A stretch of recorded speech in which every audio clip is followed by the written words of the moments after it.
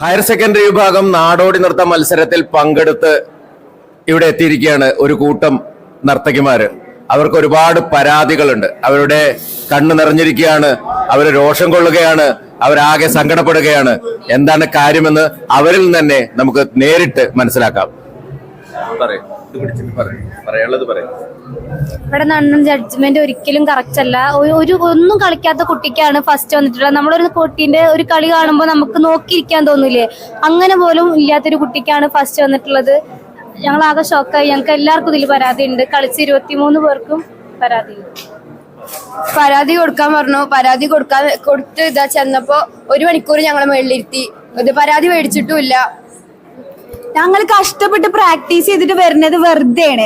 ഇവര് ഓൾറെഡി പൈസയും കൊടുത്ത് ജഡ്ജ്മെന്റ് ഉറപ്പിച്ചിട്ട് വെറുതെ ഞങ്ങൾ കഷ്ടപ്പെട്ട് പ്രാക്ടീസ് ചെയ്ത് വരികയാണ്. രാവിലെ തൊട്ടൊന്നും കഴിക്കാതെ ഈ വൈകുന്നേരം വരെ ഡാൻസ് നന്നായി കളിക്കാൻ വേണ്ടിയിട്ട് എത്ര കുട്ടികളെ അവിടെ നിൽക്കുന്നത് നിങ്ങൾ തന്നെ നോക്കി. എന്നിട്ട് ഓൾറെഡി ഉറപ്പിച്ചവർക്കാണ് ഈ റിസൾട്ട് ഫസ്റ്റ് കൊടുക്കുന്നത്. ഒട്ടും കളിക്കാത്ത കുട്ടിക്ക് എനിക്ക് വേണമെന്നോ ഇവർക്ക് അങ്ങനെ ആർക്കും പറയുന്നില്ല. നല്ല കളിക്കുന്ന കുട്ടിക്ക് ഫസ്റ്റ് കൊടുത്ത ഒരു പ്രശ്നമില്ല. ഒട്ടും കളിക്കാത്ത കുട്ടിക്ക് ഫസ്റ്റ് കൊടുത്തുക. ആ പഠിപ്പിച്ച ടീച്ചർ ഇല്ല ഇവിടെ, കളിച്ച കുട്ടിയില്ല, പാരന്റ്സ് ഇല്ല, ഒരാളില്ലല്ലോ ഇവിടെ. അവർക്ക് എത്ര ഉറപ്പുണ്ടെങ്കിൽ അവർ ഇവിടെ നിൽക്കാതിരിക്കുവോ? ഒന്നും കളിക്കാത്ത കുട്ടിക്കാ ഫസ്റ്റ് കൊടുത്തത്. ഇങ്ങനെ പൈസ കൊടുക്കാനാണെങ്കിൽ പിന്നെ ഞങ്ങളൊക്കെ ഇങ്ങനെ വേഷം കെട്ടിച്ച് വെറുതെ കൊണ്ടുവരേണ്ട ആവശ്യം എന്താ? അവർക്ക് ആദ്യം അങ്ങനെ ഡയറക്റ്റ് ആയിട്ട് അവരെ കൊണ്ടുപോയാൽ പോരെ. ഫസ്റ്റ് ദിവസം കേരള നടനം മുതൽ തന്നെ ഇങ്ങനെ തുടങ്ങിയതാണ്. അർഹതപ്പെട്ട കുട്ടിക്കൊന്നല്ല കൊടുക്കണേ. ചില ആൾക്കാരെ കണ്ടുവച്ചിട്ടുണ്ട്, അയാളുടെ കുട്ടിയൊക്കെ മാത്രമേ കൊടുക്കുന്നുള്ളൂ. പിന്നെ ഓരോ കുട്ടികളുടെ ഐറ്റം വരെയൊക്കെ അവർ നോക്കുന്നില്ല. ഞാൻ കളിച്ചപ്പോൾ എനിക്ക് തോന്നിയ എന്താ, ആ നടുവത്തെ ജഡ്ജിനെ ഒന്ന് നോക്കാൻ കൂടി മനസ്സ് കാണിച്ചില്ല. അവരുടെ പേപ്പർ എണ്ണ എന്ത് കണ്ടിട്ട് ഇവർ ഒരു കുട്ടി കളിക്കുമ്പോൾ അറ്റ്ലീസ്റ്റ് അത് നോക്കാനുള്ളതെങ്കിലും ഉണ്ടാവണം. അതാണ് ജഡ്ജ്. ഞങ്ങൾ പറഞ്ഞ ആരും ഇതുവരെ എന്താ പറയാ, ഞങ്ങൾക്ക് കിട്ടണമെന്നോ ഒരാൾക്ക് കിട്ടണമെന്നോ ഇതുവരെ ആരും പറഞ്ഞിട്ടില്ല. കളിച്ച ആർക്കെങ്കിലും കൊടുത്തോടെ. ഇത് കാണുന്നവർക്കും ഒരു മനസ്സിലാവുന്നുണ്ട് ആ കുട്ടി കളിച്ചിട്ടില്ല എന്ന്. എന്നിട്ട് ആ കുട്ടിക്കാണ് കൊടുത്തിട്ടുള്ളത്. പരാതിയും വാങ്ങണില്ല. ഞങ്ങൾ പരാതി കൊണ്ട് 1 മണിക്കൂറായി ഇവിടെ വന്നിരിക്കുന്നു. അവര് പറയുന്നത് ഞങ്ങളോട് അതിന്റെ ഉള്ളിൽ വെയിറ്റ് ചെയ്തിരിക്കാനാണ്. 1 മണിക്കൂറായി വെയിറ്റ് ചെയ്തു. ഞങ്ങളൊന്നും മൈൻഡ് ചെയ്യണ പോലും ഇല്ല. ഇന്നലെ ഞങ്ങൾ ഫസ്റ്റ് ദിവസം മുതൽ ഈ സാറുമാരും കുട്ടികളും എല്ലാവരും കംപ്ലൈന്റ് കൊടുത്താൽ അതൊന്നും ഒരു മൈൻഡ് ആക്കുന്നില്ല, ഒഴിവാക്കി വിടുകയാണ്. അവർക്ക് അറിയാതെ എല്ലാരും കൂടി പ്ലാൻ ചെയ്തിട്ടുള്ള ഉടായിപ്പാണേ. കുട്ടികളുടെ രോഷമാണ് നമ്മൾ കണ്ടത്. കഠിനമായി അധ്വാനിച്ച് കഠിനമായി പ്രാക്ടീസ് ചെയ്ത് വരുന്ന കുട്ടികളാണ് ഇവരൊക്കെ.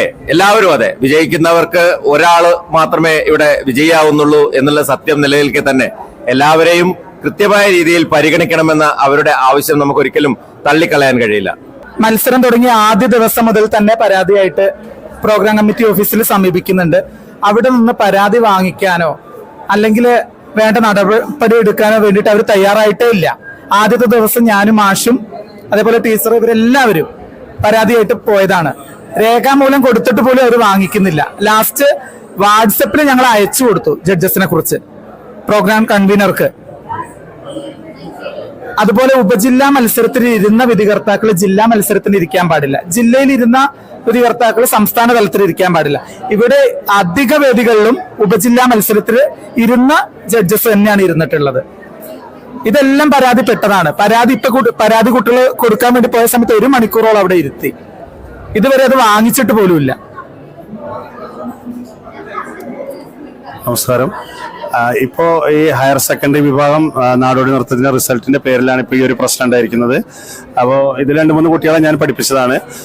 അപ്പൊ വളരെ മോശമായിട്ടുള്ള ഒരു ജഡ്ജ്മെന്റ് ആണ്. കാരണം നേരത്തെ ഫിക്സ് ചെയ്ത് വന്ന ഏതോ ഒരു കുട്ടിക്കാണ് അവര് എന്താ പറയാ ജഡ്ജ്മെന്റ് ഫസ്റ്റ് കൊടുത്തു പോയത്. ഇപ്പൊ നാടോടി നൃത്തം പോലുള്ള ഒരു ജനകീയ കലാരൂപം ഏതൊരു സാധാരണക്കാരന് ജഡ്ജ് ചെയ്യാൻ പറ്റുന്ന ഒരു കാര്യമാണ്. അതിൽ ജനങ്ങളുടെ ഒരു വോട്ട് പോലെയുള്ള അഭിപ്രായത്തിൽ മുൻമികച്ചു നിന്ന ഒരൊറ്റ കുട്ടി പോലും റിസൾട്ടിൽ വന്നില്ല. ഏതോ ഒരു കുട്ടിക്ക് റിസൾട്ട് കൊടുത്തു. അത് ചോദ്യം ചെയ്ത ഞങ്ങളെ പോലീസുകാരെ കൊണ്ട് വളരെ മോശമായ രീതിയിൽ അടിച്ചമർത്തി നിങ്ങൾക്ക് പരാതി ഉണ്ടെങ്കിൽ ഇവിടെ വരാം എന്ന് പറഞ്ഞ് പരാതിയായിട്ട് കുട്ടികൾ ഇവിടെ വന്നു. ഈ ഓഫീസിൽ നിന്ന് പരാതി കൈപ്പറ്റുന്നില്ല ആരും. അപ്പോൾ സംഘാടകർ തന്നെ ഇതിന് സപ്പോർട്ടാണെന്നുള്ളതിന്റെ ഏറ്റവും വലിയ തെളിവാണിത്. ഈ കുട്ടികളുടെ കലാമേള എങ്ങനെയെങ്കിലും നടത്തി തീർക്കാൻ വേണ്ടി മാത്രമുള്ളൊരു കലാമേള ആക്കി മാറ്റിയാണത് ഇവിടെ. അതുകൊണ്ടാണ് ഈ പരാതി പോലും പറയാതെ ഈ കുട്ടികൾ രാവിലെ പോലും ഭക്ഷണം പോലും കഴിക്കാതെ ഈ മേക്കപ്പ് പോലും കഴിക്കാതെ നിൽക്കുന്നുണ്ടെങ്കിൽ അതിലെന്തെങ്കിലും കാര്യമില്ലേ?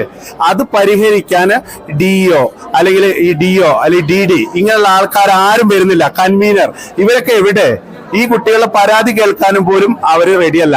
അവർക്ക് എങ്ങനെയെങ്കിലും പെട്ടെന്ന് ഈ സ്റ്റേജിലത്തെ പരിപാടിയൊക്കെ നിർത്തി അവർക്ക് പെട്ടെന്ന് ഈ പരിപാടി അവസാനിപ്പിക്കാൻ വേണ്ടിയുള്ള ഒരു വ്യഗ്രത, അത് മാത്രമാണ് ഇവിടെ സംഭവിക്കുന്നത്. കലാമേളകൾ വീണ്ടും പണത്തിന്റെ ഒരു മേളയായി തന്നെ മാറിയിരിക്കുകയാണ് ഇപ്പോൾ. അതിന് ഏറ്റവും വലിയ ഉദാഹരണമാണ് ഇപ്പോൾ ഇവിടെ നടന്ന ഹയർ സെക്കൻഡറി വിഭാഗം നാടോടി നൃത്തത്തിന്റെ റിസൾട്ട്. ത്തോളം ഒരു പാനലിലേക്കാണ് ജഡ്ജ്മെന്റ് പോകുന്നത്. അതിന്റെ പിന്നിൽ എന്താണെന്നുള്ളതാണ് മനസ്സിലാവാത്തത്. എന്നിട്ട് മുൻകൂട്ടി പറഞ്ഞ പ്രകാരമുള്ള റിസൾട്ടുകളുമാണ് വരുന്നത്. വ്യക്തമായ തെളിവുകളാണ് കേരള നടന വേദിയിലൊക്കെ ഞങ്ങൾ ചൂണ്ടിക്കാണിച്ചിട്ടുള്ളത്. തെളിവ് സഹിതം കൊടുത്തിട്ട് പോലും ആ ജഡ്ജ്മെന്റിനെ മാറ്റിയിട്ടില്ല. അത്രയും കാര്യങ്ങളുണ്ട്.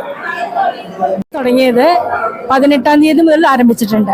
Bharatanatyam, UP Bharatanatyam, UP Kuchipudi, higher secondary Kuchipudi, ഇതിലെല്ലാം തന്നെ ഇതുപോലെ തന്നെയാണ്. ഒരു ടീച്ചറുടെ കുട്ടികൾക്ക് മാത്രം ഫസ്റ്റ് സെക്കൻഡ് എല്ലാ റിസൾട്ടും അവർക്ക് തന്നെ. അപ്പൊ തന്നെ എല്ലാവരും പറഞ്ഞു, ഞാൻ ഇവിടെ വന്നപ്പോൾ തൊട്ട് കുട്ടികളുടെ പേരടക്കം പറഞ്ഞ് ഇന്ന കുട്ടിക്കായിരിക്കും ഫസ്റ്റ് എന്ന് വരെ പറഞ്ഞുകൊണ്ട് റിസൾട്ട് പറഞ്ഞിട്ട് അതേ കണക്ക് പ്രകാരം തന്നെയാണ് റിസൾട്ട് വന്നിരിക്കുന്നതും. പിന്നെ ഇന്ന് നടന്ന ഇന്നെങ്കിലും പ്രതികരിച്ചില്ലെങ്കിൽ നാളെ ഹയർ സെക്കൻഡറി ഭരതനാട്യം മാത്രമേ ഉള്ളൂ ഇവിടെ. അത് ഇതിന്റെ അപ്പുറമായിരിക്കും ഞങ്ങൾക്ക് അറിയുന്നതുകൊണ്ടാണ് ഞങ്ങൾ ഇന്ന് ഇവിടെ പ്രതികരിച്ചത്. ഇന്ന് നമ്മൾ ഈ നിന്ന കുട്ടികൾക്ക് ആർക്കും ഫസ്റ്റ് വേണമെന്ന് അവരാരും പറഞ്ഞിട്ടില്ല.